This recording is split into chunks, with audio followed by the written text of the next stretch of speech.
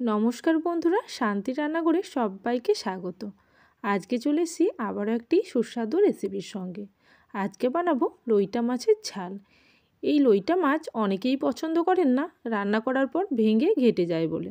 তবে আমি আজকে যেভাবে বানাবো সেইভাবে বানালে লইটা মাছ একেবারেই ঘাঁটবে না, আপনারা গোটা গোটাই পরিবেশন করতে পারবেন। চলুন তাহলে দেখে নিই কীভাবে বানাচ্ছি। বাজার থেকে আমি 250 থেকে 300 গ্রাম পরিমাণে নিয়ে এসলাম লইটা মাছ। এই লইটা মাছ থেকে আজকে আমি বানাবো লইটা মাছের ঝাল। তাই লইটা মাছটাকে খুব ভালো করে ধুয়ে পরিষ্কার করে নিয়েছি এবং কেটেও নিয়েছি। এরপরে শুধুমাত্র মাঝে একটা কাট লাগিয়ে দেব ছোট ছোট পিস করার জন্য। যদি চান আপনারা গোটা গোটাও রান্না করতে পারেন, তবে একটু ছোট করে কেটে নিলে রান্না করতে সুবিধা হয়। তাই আমি সবার প্রথমে মাছটাকে কেটে নিচ্ছি। আগে থেকেই ভালো করে পরিষ্কার করে নিয়েছি এবং ধুয়ে নিয়েছি। এখন এই লইটা মাছের মধ্যে কিছু মশলা মাখিয়ে ম্যারিনেশন করে নিতে হবে। তাই লবণ দিলাম, তার সঙ্গে দিয়ে দেবো হলুদের গুঁড়ো খুব সামান্য পরিমাণে এবং লঙ্কার গুঁড়ো, আর অল্প পরিমাণে লেবুর রস দিয়ে, ওই ধরুন 1 টিস্পুন পরিমাণে লেবুর রস দিয়ে এটাকে কিছুক্ষণের জন্য ম্যারিনেশন করে রাখতে হবে। এই ধরুন 10 থেকে 15 মিনিট ম্যারিনেশন করে রাখলে এর মধ্যে যে এক্সট্রা জলটা থাকে সেটা বেরিয়ে যাবে আর মাছটা অনেকটাই টাইট হবে। এইভাবে ম্যারিনেশন করে রাখলে ভেতরের জলটা অনেকটা পরিমাণে বেরিয়ে আসবে। তা আমি 10 মিনিট পরে আপনাদেরকে দেখিয়ে দেবো যে ম্যারিনেশন করার পর কতটা পরিমাণে জল বেরিয়েছে। এখন আমি আর একটা আলাদা পাত্রের মধ্যে মাছটাকে নিয়ে নিয়েছিলাম। দেখুন সাইডে দেখতেই পাচ্ছেন কতটা এক্সট্রা জল বেরিয়েছে। এবার যে উপকরণগুলো লাগবে সেটাই মেন রান্নার ট্রিক্স, এই রান্নাতে মাছগুলো গোটা রাখার জন্য। এখন আমি নিয়ে নিচ্ছি ওই 2 টেবিল স্পুন মতন ময়দা, তার সঙ্গে নিয়ে নেব অল্প পরিমাণে লবণ এবং খুব সামান্য হলুদ। হলুদটা না দিলেও চলে, তবে শুধুমাত্র একটু কালারের জন্য আমি এখানে হলুদটা দিলাম। এইভাবে মাছের গায়ে যদি একটা হালকা কোডিং বানিয়ে নিয়ে তারপরে মাছগুলোকে তেলে ভাজা হয়, তাহলে কিন্তু মাছগুলো একেবারেই গোটা গোটা থাকবে। রান্নার পরেও আপনারা এইভাবে গোটা গোটাই পরিবেশন করতে পারবেন, একেবারে মাছ ভাঙার আর ভয় থাকবে না। এখন দেখুন এইভাবে হাতের সাহায্যে এইভাবে জলটাকে বের করে তারপরে আমি ময়দার একটা কোডিং করে নেব। সমস্ত মাছগুলো আমি নিয়ে নিয়েছি এই ময়দার উপরে, আর দেখুন এক্সট্রা কিন্তু অনেকটাই বাটির মধ্যে জল বেরিয়েছে। এবার আমি এই মাছগুলোকে হালকা করে কোডিং করে নিচ্ছি। খুব বেশি কোডিং করার প্রয়োজন নেই, মোটামুটি একটা হালকা কোডিং ওপরে থাকলেই মাছটা আর তেলে দেওয়ার পরে ভেঙে যাবে না। এবার মাছগুলোকে এক এক করে আর একটা প্লেটের মধ্যে ময়দা থেকে ঝেড়ে নিয়ে তুলে নেব। তাহলে এক্সট্রা ময়দাটা আর গায়ে লেগে থাকবে না এবং তেলের মধ্যে ময়দাটা এক্সট্রা যাবে না। এখন আমি আর একটা প্লেটের মধ্যে ময়দা ঝাড়িয়ে এরকমভাবে মাছগুলোকে তুলে নিচ্ছি, যাতে ভাজার সময় এক্সট্রা ময়দাটা তেলের মধ্যে না যায়। এখন দেখুন সমস্ত প্লেটের মধ্যে এই মাছগুলো নেওয়ার পরে এতটা ময়দা এক্সট্রা থেকে গেছে। এখন আমি তেলের মধ্যে মাছগুলোকে ভেজে নেব। তাই আমি রান্নার জন্য সর্ষের তেল ব্যবহার করছি।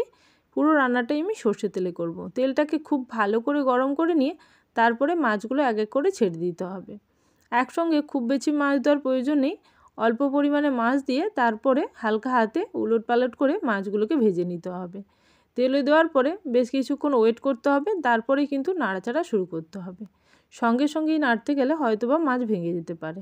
এখন দেখুন মাছগুলোকে এইভাবে ক্রিস্পি করে ভেজে নিয়েছি। প্রায় 10 মিনিট মতন টাইম নিয়ে গ্যাসের ফ্লেমটাকে স্লো টু মিডিয়াম করে ভেজে নিতে হবে মাছগুলো। আবারও সেকেন্ড ব্যাচে একইভাবে মাছগুলো ভেজে নেব। এই ব্যাচে আর একটু বেশি পরিমাণে মাছ দিয়ে ভেজে নিচ্ছি। যেহেতু এখন তেলটা বেশ ভালো করেই গরম হয়ে গেছে, তাই মাছ আর ভাঙার সম্ভাবনা থাকবে না। তাই আমি বেশি পরিমাণে বাকি মাছগুলো দিয়ে দিলাম। এইভাবে সমস্ত মাছগুলো ভেজে তুলে নিয়েছি। দেখুন প্লেটের মধ্যে সমস্ত মাছগুলো তুলে নিয়েছি। এবার যে তেলটা আছে ওই তেলেই রান্নাটা করব। আপনারা চাইলে তেলটাকে আরেকটু কমিয়ে নিতে পারেন, তবে আমি একটু বেশি পরিমাণে তেল দিয়ে এই রান্নাটা করতে ভালোবাসি, তাই একটু বেশি পরিমাণে তেলের মধ্যে দিয়ে দিলাম পেঁয়াজ। এখানে দুটো মাঝারি সাইজের পেঁয়াজ আছে, পেঁয়াজ কুচি করে নিয়েছিলাম, সেই পেঁয়াজ কুচিটা এখানে দিয়ে দেব। পেঁয়াজটাকে হালকা করে ভেজে নেব। পেঁয়াজটা হালকা ভাজা হয়ে গেলে এর মধ্যে বাকি মশলাগুলো এক এক করে দিতে থাকবো। এখন পেঁয়াজটা যখন একটু লালচে করে ভাজা হয়ে যাবে, তখন এর মধ্যে আমি বাকি মশলাগুলো দেব। তবে পেঁয়াজটাকে হালকা নরম করার জন্য দিয়ে দিলাম স্বাদ অনুযায়ী লবণ। তবে লবণ আমি আরও পরে ইউজ করব, এখন শুধুমাত্র পেঁয়াজটাকে একটু গলানোর জন্য অল্প পরিমাণে লবণ দিলাম। এখন পেঁয়াজটা বেশ কিছুটা ভাজা হয়ে গেছে। এবার আমি আদা রসুনের পেস্ট দিয়ে দিলাম প্রায় 2 টেবিল স্পুন পরিমাণে। এই রান্নাতে একটু রসুন বেশি থাকলে টেস্টটা কিন্তু খুবই ভালো হবে। তাই অল্প পরিমাণে আদা রসুন একসঙ্গে বেটে নিয়েছিলাম, পুরোটাই কিন্তু দিয়ে দিলাম।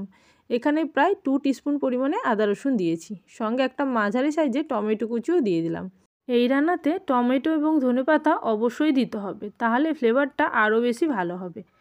এরপরে টমেটোটা একটু গলিয়ে নিয়েছি, দেখুন টমেটোটা বেশ ভালোভাবে গলে গেছে। এবার বাকি মশলাগুলো দেব। দিলাম এখন হলুদের গুঁড়ো এবং এখানে কিছুটা পরিমাণে লঙ্কার পেস্ট করে রেখেছিলাম, সেই লঙ্কার পেস্টটা আমি দিয়ে দিলাম। এই রান্নাটা একটু ঝাল ঝাল হলে খেতে ভালো লাগে, তাই আমি এখানে লঙ্কাটাকে বেটে দিয়েছি যাতে ঝালটা একটু বেশি পরিমাণে হয়। আর এই রান্নাতে বাটা মশলা দিলে টেস্ট আরও ভালো হয়। এখন মশলাটাকে বেশ কিছুক্ষণ কষিয়ে নিয়েছি, তেল ছাড়তে শুরু করেছে মশলা থেকে, আর মশলার কালারটাও অনেকটাই চেঞ্জ হয়ে গেছে। এবার এই মশলার মধ্যে দিয়ে দেবো 1 বাটি পরিমাণে জল। জলের পরিমাপটা এখানে বুঝে দিতে হবে, খুব বেশি জল দেওয়ার প্রয়োজন নেই। একটুখানি গ্রেভিটা ঘন ঘন থাকলে এই রান্নার টেস্টটা ভালো হয়, তাই আমি এখানে 1 বাটি পরিমাণ জল দিলাম, শুধুমাত্র মশলাটাকে খুব ভালো করে মাছের সঙ্গে ফুটিয়ে নেওয়ার জন্য। এরপরে দিয়ে দিচ্ছি স্বাদ অনুযায়ী লবণ। এবার খুব ভালো করে মশলার সঙ্গে লবণটাকে মিশিয়ে নিলাম। এবার যখন গ্রেভিটা খুব ভালো করে ফুটতে শুরু করবে, তখন এর মধ্যে আমি মাছটা অ্যাড করে দিচ্ছি। যখন গ্রেভিটা খুব ভালো করে ফুটবে তখনই কিন্তু মাছটাকে দিতে হবে, তার আগে দিলে মাছটা কিন্তু তাড়াতাড়ি নরম হয়ে ঘেটে যেতে পারে। তাই ভালো করে গ্রেভিটা ফুটতে শুরু করার পর আমি মাছটা দিয়ে বেশ কিছুক্ষণ হাই ফ্লেমে ফুটিয়ে নিয়েছি। গ্রেভিটা এখন অনেকটাই ঘন হয়ে গেছে। 5 মিনিট মতন পরে এবার আমি ধনেপাতা দিয়ে দিচ্ছি। এই রান্নাতে একটু বেশি পরিমাণেই ধনেপাতা লাগে, তাই এখানে 1 মুঠি পরিমাণে ধনেপাতা দিলাম। এবার গ্যাসের ফ্লেমটাকে অফ করে রান্নাটা শেষ করব এবং কিছুক্ষণ ঢাকা দিয়ে রেখে দেবো, যাতে ধনেপাতার ফ্লেভারটা পুরো রান্নাতে খুব ভালোভাবে চলে যায় এবং ধনেপাতাটা হালকা নরম হয়ে যায়। এখন রান্নাটা সম্পূর্ণ রেডি। আমি গ্যাসের ফ্লেম অনেক আগেই অফ করে দিয়েছিলাম এবং দেখুন এখন মাছটা ঠান্ডা হয়ে গিয়ে গ্রেভিটা একেবারেই ঘন হয়ে গেছে। তাহলে এইভাবে একবার বাড়িতে লইটা মাছ বানিয়ে দেখুন, প্রত্যেকটা মাছই গোটা থাকবে, কোনো মাছই ভেঙে যাওয়ার ভয় থাকবে না। আর সার্ভ করার সময় গোটা গোটাই মাছ সার্ভ করতে পারবেন। মাছটা অতিরিক্ত নরম হওয়ার কারণে অনেক সময় রান্নার সময় খুব ভালোভাবে রান্না করতে গিয়ে ভেঙে যায়, তবে এইভাবে রান্না করলে আর ভাঙবে না, মাছ গোটাই থাকবে। তাহলে রেসিপি ভালো লেগে থাকলে অবশ্যই কমেন্ট সেকশানে জানাবেন। যারা এখনও পর্যন্ত চ্যানেলটিকে সাবস্ক্রাইব করেননি, চ্যানেলটিকে সাবস্ক্রাইব করে নিয়ে পাশে থাকা বেল নোটিফিকেশানে ক্লিক করে রাখবেন, যাতে আমার চ্যানেলে কোনো নতুন রেসিপি আসার সঙ্গে সঙ্গে আপনাদের কাছে সবার আগে নোটিফিকেশান পৌঁছে যায়। তাহলে আজকের জন্য এই পর্যন্ত, আবারও চলে আসবো নতুন কোনো রেসিপির সঙ্গে। ততক্ষণের জন্য সবাই ভালো থাকবেন, সুস্থ থাকবেন। Thank you for watching my video.